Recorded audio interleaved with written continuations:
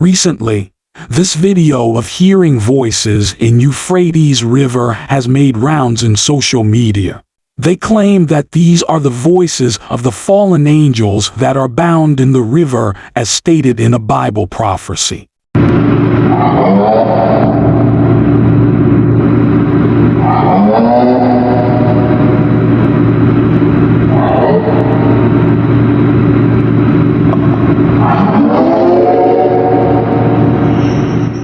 Revelation chapter 9 verses 13 to 15 states that, "And the sixth angel sounded, and I heard a voice from the four horns of the golden altar which is before God, saying to the sixth angel which had the trumpet, Loose the four angels which are bound in the great river Euphrates.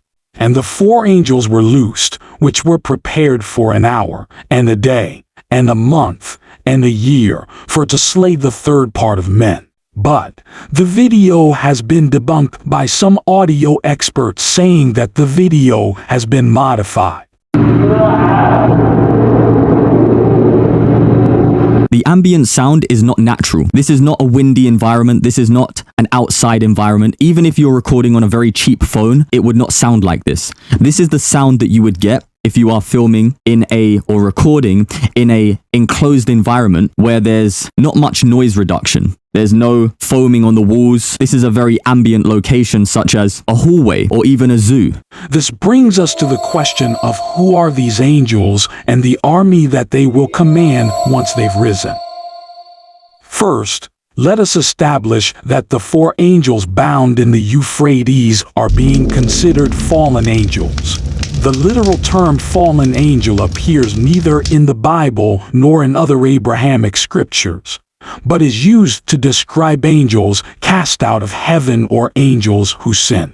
Such angels often tempt humans to sin. There is no instance in Scripture where holy angels are bound.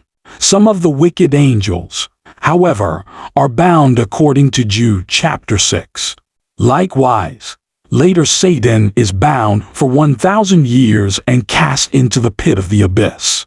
From these parallels, it may be concluded that the four angels bound in the Euphrates River are evil angels who are loosed on the occasion of the sounding of the sixth trumpet in order to execute this judgment.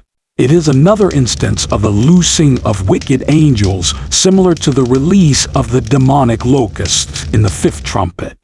It can be inferred when using Peter chapter 2 verses 4 to 5 and Jude chapter 1 verse 6 that these angels likely were part of the first excursion of angels to earth that reproduced with human women and were judged for it. The sole purpose of their existence is to kill. This power of death is the lot of the devil. They are bound until they are released for their special purpose. The reason why they are bound to Euphrates is quite a mystery, but this could be the most plausible explanation. The region of the Euphrates, where these four angels are bound, has a notorious relationship to human sin. The first murder was committed, presumably, not far from the Garden of Eden, in the Euphrates region, Genesis chapter 4 verse 8. The first war confederacy took place in that region. Genesis chapter 14. Nimrod began his kingdom there. Genesis chapter 10 verses 8 to 12. Babylonian idolatry sprang up in the region and will be judged there. Zechariah chapter 5. The four angels are the first to rise from the river for summoning their legion, 200 million horsemen alongside them with the intent and purpose to kill a third of mankind. We'll call this legion the Euphrates army. It is said to be a colossal army of demonic spirits that shall rise from the river of Euphrates by four fallen angels riding upon the locusts of Abaddon.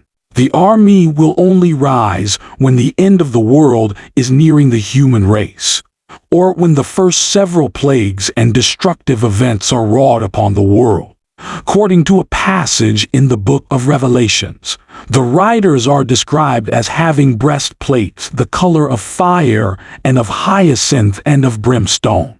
The heads of the horses are like the heads of lions that spew out fire, smoke, and brimstone from their mouths.